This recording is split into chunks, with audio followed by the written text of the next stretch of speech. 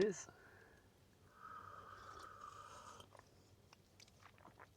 Yum, matcha. Matcha cacao. Good morning from the east coast of Japan, Ssarah Adam, I believe it's called. It's above Sendai.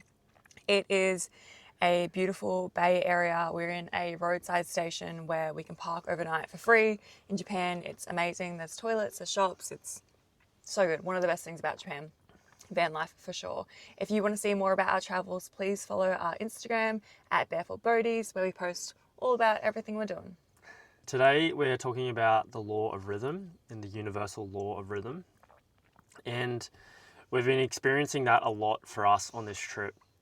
And I felt like it was really important for us to share our experience and our knowledge that we have on this topic. And I think it's a really important topic that people should know about in their own lives. I would say that I've been experiencing some low lows the last few weeks, even though we're in this amazing period of our lives traveling through Japan.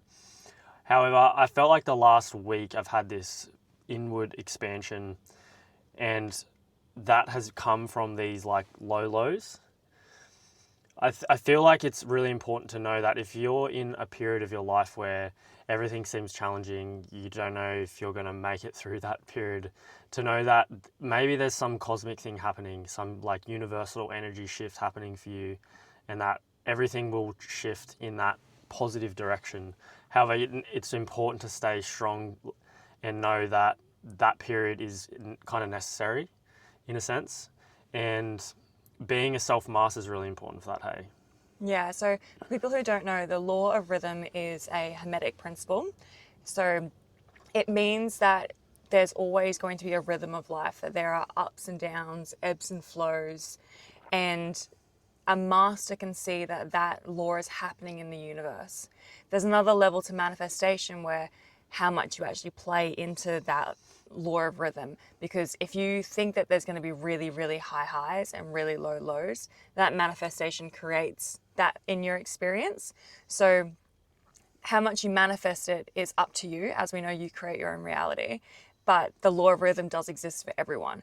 A master can see that in this physical realm that there are going to be times where it's a little bit harder or things aren't going your way, but there will be ups from that. And then the master can see that's happening and rise above it and not fall into it. When someone's falling into that pattern of the low lows, that's when they think that everything's just happening to them, that life's out to get them, that things are never going their way.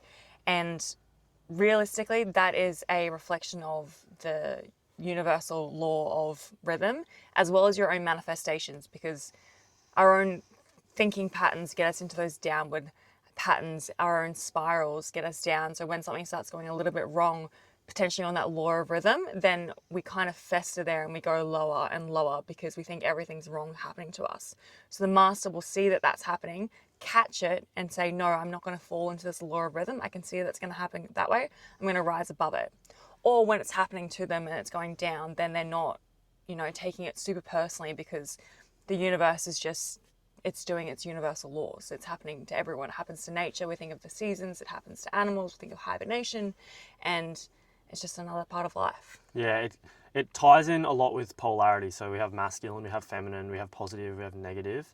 And like Sarah said, when you're having some day, where the weather's bad, or then you have, someone runs into your car, and then, it kind of just trickles on from there. It's just good to acknowledge it and be aware of that and go, this is just something that I'm caught up in, and to know that it's going to pass. It's like everything arises and passes away.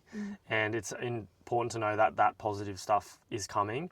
I think mentally it's really important to always stay positive though, because I feel like if you get into negative patterns, like your focus and your thought patterns are the most important thing in your mind. And if you are staying really positive all the time, it's really important to not get caught up in those negative spirals. So if you're always positive and something not so positive happens in your day, then you can just look at it and go like, this will pass. I'm not even going to focus on it. So that's like rising above that. And it doesn't mean to be toxic positive, to look at the negative or the bad things and be like, oh, this is so great. You're not looking at, the car event or the weather and you're thinking this is the best thing that's ever happened to me, that's toxic positivity. It's just knowing that, you know, you can choose how you feel about that experience. You can't control everything sometimes around you when we don't have those full mastery of our manifestation skills, but we can control how we feel. And once you start controlling how you feel about these situations, then you understand more about the law of manifestation in your outer realm. We would love to know what you think about the law of rhythm. How has your experience been with it? Do you also resonate when things kind of go a little bit bad, it keeps going that way, or when things go good, it feels like it's going to go forever? How do you know about your own mastery of this law? How do you relate to it? And if you're in a positive momentum, keep going. That is what we are aiming for. Keep trying to be positive, and know that if you are in a negative loop, that it will pass. You know, I've been in some negativity in my life for like the last 2 years, and I'm starting to come out of that now with this fresh new mind. And I've truly believed that it was, in a sense, necessary, because I was shedding so many negative patterns, and it made me realize and learn so much about myself. So there's always positive lessons in the negative events or circumstances in your life. So just keep on keeping on. Yeah. Anyway, thank you so much for watching our journey and this video. Please like, share, and subscribe. Follow us on Instagram as well. And we'll see you tomorrow, where we'll be up north in Japan somewhere. Bye. See ya.